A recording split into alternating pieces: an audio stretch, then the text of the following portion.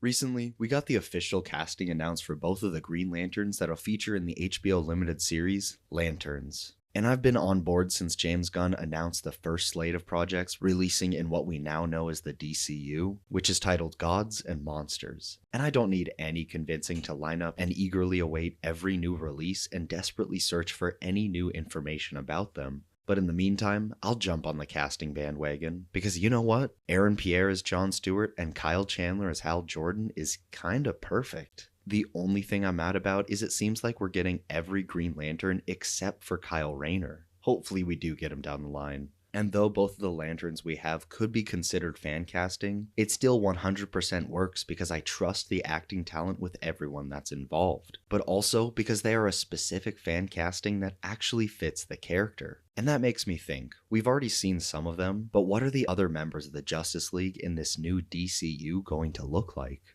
Welcome to Sandwich Reviews. I'm the Talking Sentient Sandwich, and not only do I think that the fans have a lot of sway when it comes to the look and shape of the DCU, but I also think, for the most part, that these iconic characters are all being modeled after the versions we saw in the animated Tim and Deanie-verse. But before discussing that, we gotta get back to the Lanterns, because I don't understand why anyone would be mad about this show or its casting. I mean, a grounded Earth-based story isn't the first thing I would have imagined for a TV show about a couple of Green Lanterns, but having a detective thriller mystery at the heart of this can absolutely work. Though I wish that kind of story was told with Martian Manhunter or The Question instead. But having that be written and handled by Damon Lindelof and Tom King? Holy crap, yes please. I know both of those guys do have some work out there that isn't universally beloved, but more often than not, and especially since those failures, they've come back around to make a lot of great stuff. Yet weirdly, it was the casting that had everyone up in arms. There was a small uproar about Kyle Chandler, but not nearly as much dust was kicked up as when Pierre's casting was made official. And I could see how a fan casting in general can come off as bad, but like all casting decisions, there are good ones and there are bad ones. Every time a tight-knit, military-esque black guy came on screen, everyone immediately called for them to play Stewart. And that isn't just weird, it's also very reductive to the character and the actors. But the weeks before it was made official, everyone was looking to Rebel Ridge and how that depicted a very similarly minded character to John Stewart. And I'm not gonna lie, the second I turned on Rebel Ridge and saw him, I thought he could be legitimately perfect.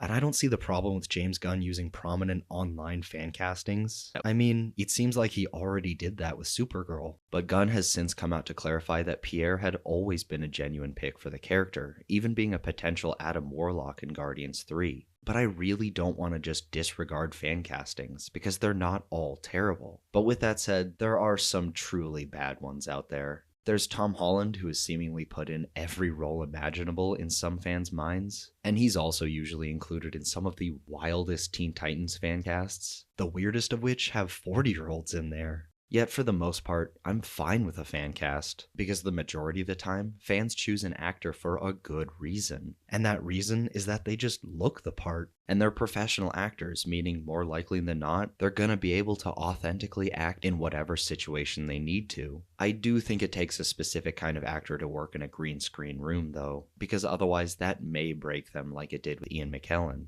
So a superhero role is slightly different than a dramatic role, but flexing those acting muscles and shedding a tear is still necessary. But acting aside, the worst fan castings are based solely on someone liking an actor and wanting to see them in a role that takes place in a property that that person also likes. Sometimes they actually fit that role and there is a good reason for them to play the character, and sometimes they just don't. Yet the person who came up with it is also likely not able to objectively tell the difference. And a fan casting like that may not even be able to be translated well because it's that person's specific image. And no matter how much effort goes into its depiction, it won't be able to live up to what they've pictured, because it takes a very talented filmmaker and storyteller to surpass your own imagination. But again, so long as the actor can back up said role emotionally to make it work, I'm fine with any kind of fan cast. Even if they're just a famous person who doesn't necessarily deserve the role, but was cast to get butts in seats. But getting back to Aaron Pierre one more time before diving into the Justice League, the one thing that got me confident that he could be a perfect John Stewart wasn't his talent, which it really should have been, but it was his eyes. You could just get lost in those things. But seriously, I was immediately reminded of the animated Justice League version, who is shown to always have these vibrant glowing green eyes. And he isn't the only adaptation to feature those neon peepers, but it's certainly the most prominent.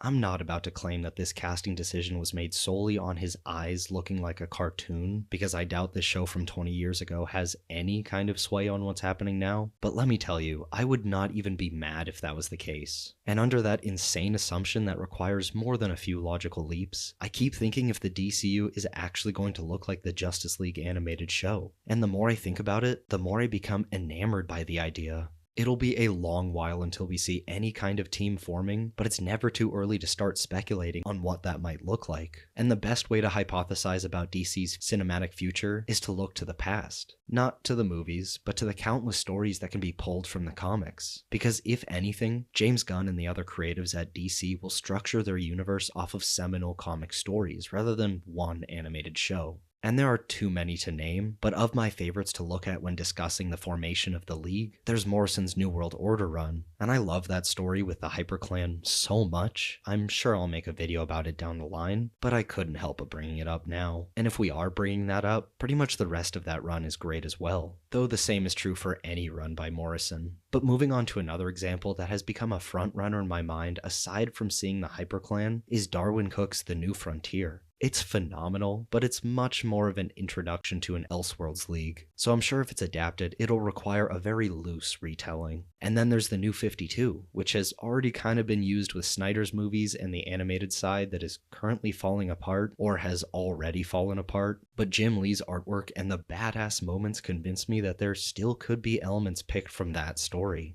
Of course, in reality, there are an infinite number of other examples that I could list where these godlike characters are forced to team up to fight an unstoppable enemy. And I may have just mentioned earlier that it was a ridiculous long shot to use the Tim and Dini-verse as a model for the new DCU, but I bet we'll see the same or an awfully similar looking team to what we saw in that show. I refuse to believe that it's just me that loves this entire animated universe, from Batman to Superman to Justice League Unlimited, and this universe is responsible for creating insanely influential characters like Harley Quinn, Terry McGinnis's future Batman, and even going as far as to win an Emmy after reinventing Mr. Freeze as the tortured scientist just trying to save his wife. If you're watching this, you've no doubt already seen everything this universe has to offer, but it must be stated how much of a fantastic viewing this is for anyone interested in DC's stories. The way that most of these shows are structured reminds me of the animated X-Men show, and now X-Men 97, distilling the comic arcs into manageable chapters in an overall season-long or episode-by-episode narrative, sometimes with liberties and sometimes more verbatim, but always capturing the essence of what those stories were. I wouldn't even mind if the DCU just gave us a lot of the same stuff we saw in that show, but I also get that they need to be unique and different, so we can't just get the same thing. Though I'm sure some stories and arcs will have carryover just because they're great and should be adapted. However, one thing they can take directly from the show is the team's lineup. To be clear, I'm not so much talking about Justice League Unlimited, the sequel series that followed up Justice League's 2 remarkable seasons, because Unlimited had more of a rotating roster with dozens upon dozens of DC heroes to choose from, which, you know what, wouldn't be the worst idea, but I still want to see the core team before we get to something like that, though if it were up to me, I would not mind having more, but limiting the ensemble is important for narrative clarity. Besides, the team can be expanded upon in the many great sequels that are hopefully down the line. And since this video is partly about the Lanterns castings, I'll start with them. And I don't see the need to have more than one on the team, with the others maybe on standby or just doing their own thing. Naturally, I'd want the full-timer to be John Stewart, but having some focus on the others is critical. Hal could retire, though I don't want him to, but Guy could go off and be part of a Justice League International. Maybe more on them later. But of course, having the Trinity is essential. We've already gotten plenty of looks at this new Superman, and I've yet to even see a trailer for that movie, but man, I am ready to see him. This whole cinematic universe is kinda hinging on his movie being phenomenal, but I have a good feeling about this one.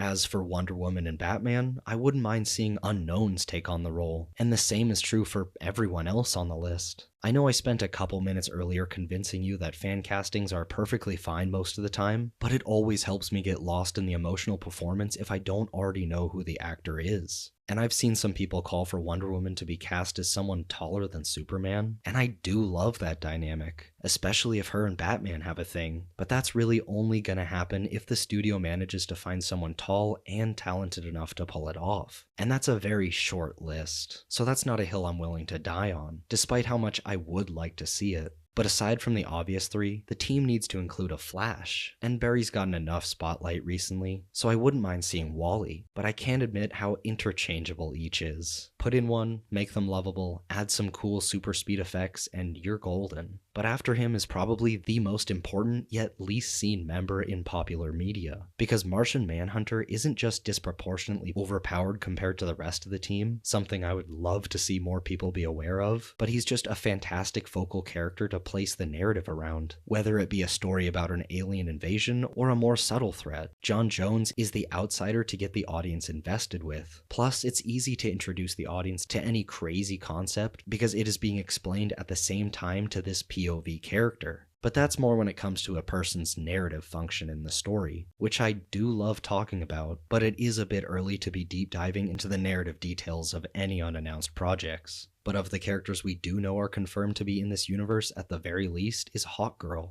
Of course, Hawkgirl and Hawkwoman are two entirely separate people, and that is something I will not be explaining further, but I don't know, have one of them be there as well. In fact, I'm sure she'll transfer from Maxwell Lord's corporate team, as I hope most of that team will. Metamorpho and Guy Gardner's bowl-cut donning dunce could make it into the league, but as I alluded to earlier, I could see it playing out with them going off and forming their own group, eventually becoming something like the Justice League International. And to add another guy in there, he hasn't really been a part of the team, at least not that I know of, but I would love to see more of Mr. Terrific, so slot him in there too. And aside from the main heroes in the thumbnail and the leaguers we know will be in the universe, there are so many others that can and should be part of the team. And to quickly list them off with some short explanations because I'm lazy and don't want that much editing to do, there's Green Arrow, who should really come as a package deal with Black Canary. And that's not discounting either of them, because Green Arrow is badass and Black Canary is legitimately the best hand-to-hand fighter out there, or at least was, but still, they usually come together. And I've never been a fan of magic in any property because it's just too difficult to define what exactly its limits are and what it's capable of, but Zatanna could be a great magical member of the team, giving an insight into that side of the universe. But moving on, an Iron Man-esque version of Ray Palmer's The Atom was in the Arrowverse, and Brandon Routh did a good job with what he was given, but at this point, maybe just give us any other legacy Atom character. But looking to another guy with Atom in his name that has nothing to do with Al Pratt or Ray Palmer, there's Captain Atom, who has featured in plenty of animated stuff but has yet to make it to live action. He might be in Superman and Lois or something, but I haven't really kept up with any of the DC shows, though I do plan on going back and watching them before the DCU really kicks off. Of course, I feel like I would have heard about it if a TV show was able to depict a character like that, because good or bad, adapting Nate Adams into the silver screen seems impossible, but another hero that would be incredibly difficult to transition into live action, mainly because of the mask, is Mr. Miracle. And I only brought him up because I'd like him to be there to tease a New Gods movie down the line, but I also just like him. And aside from him, chuck in Red Tornado as well. I think that look is less difficult than Mr. Miracle, but still presumably expensive. With him comes a lot of complicated robot sleeper agent stories too, but they could all work in this new expansive universe, especially if a whole slate is dedicated to a long-form story with them. And I wish I knew more about these next two, but add in Fire and Ice to either of the teams, though the little experience I have with them was when they were in the international group. But next up are a couple of massive members to me. Not that they're important or impactful in-universe, but to me, Blue Beetle and Booster Gold are more than just required members. They are inevitable. I'd rather they be introduced in a blue and gold movie, but it wouldn't hurt to get that and have them in the Justice League. And another less serious pick for the team would be Plastic Man. He's clinically overpowered, but I really can't wait to see that specifically. He's one that could look amazing in live action or god-awful, and there's really nowhere in between. But I'm sure modern VFX could pull it off. Plus, if Elongated Man is there alongside him, the classic joke can be made that Plastic Man makes him obsolete. Just kidding, we all love you, Ralph. You're a great investigator. But speaking of investigators, another hero that kinda puts elongated man out of a job is the Question. And maybe I'm just bringing him up because after being introduced to him by Justice League Unlimited, years later I went on to read his run by O'Neill and Cohen. And my goodness, I would love to see him in live action. Even though we already kinda have with Rorschach, But he only really still works as the crazy conspiracist. who's somehow more paranoid than even Batman. And to conclude, if I'm honest, all of these characters really deserve their own dedicated video to dive into each and every one of them separately, but I couldn't help but discuss my thoughts and hopes with a little bit of information about the Lanterns and Leaguers we're currently working off of. But who do you want to see in the new Justice League? Are you a fan of who we got as our Green Lanterns? Would you want the whole team to be a direct reflection of the animated show's lineup? Or is there another ensemble you would rather see? If so, who's a member that you need to see? I would have included Animal Man in that final lineup, but the list was already too long. But who are some other Leaguers you wish could have been seen? Drop a comment below and give me your thoughts. And as always, thanks for watching. Make sure to leave a like, subscribe for weekly video essays and reviews, and enjoy a delicious sandwich.